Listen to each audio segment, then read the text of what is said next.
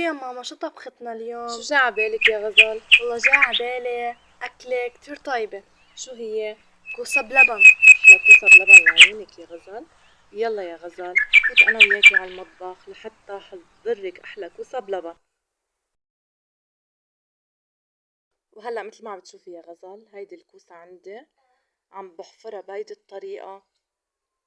مثل ما عم بتشوفي عم بشيل راس الكوسة من فوق ومن تحت أكيد مثل ما شايفة يا ماما، وعم بحفرها بهيدي الطريقة مثل ما انك شايفة. بلش احفر الكوسة بهيدي الطريقة لحتى شيل اللب تاعول الكوسة اللي بقلبها.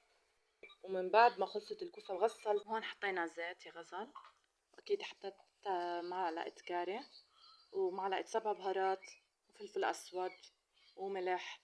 هلا هيدي اللحمة كانت شوي متلجة يا ماما، عم بعملها بهي الطريقة بايدي مثل ما شايفة. خلصت الحشوة وبلشت احشيها بهيدي الطريقة. ما بنحشي الكوسة كلها يا غزل نص، صرت حطها بقلب طنجر بهيدي الطريقة مثل ما انك شايفة. خلص وهلا هون عندي لبن يا غزل، حطيت له معلقه من النشا، حطيته فوق الكوسه يا ماما وولعت تحته النار وحطيته بهيدي الطريقه. صح. وحطيت مكعب من مرقه الدجاج لانه بيعطي نكهه كتير طيبه بقلب اللبن. صح. وحطيت حصين من الثوم، شفتي يا غزل حطيت مكعب من الماجي، حطيت حصين من الثوم. حطينا وحتى نعناع. اخر شي من بعد ما خلص يا ماما حطيت نعناع، رشه نعناع بتعطي كتير طيبه للكوسه بهيدي الطريقه. ومثل ما عم بتشوفي يا غزال احلى صحن كوسه لعيونك.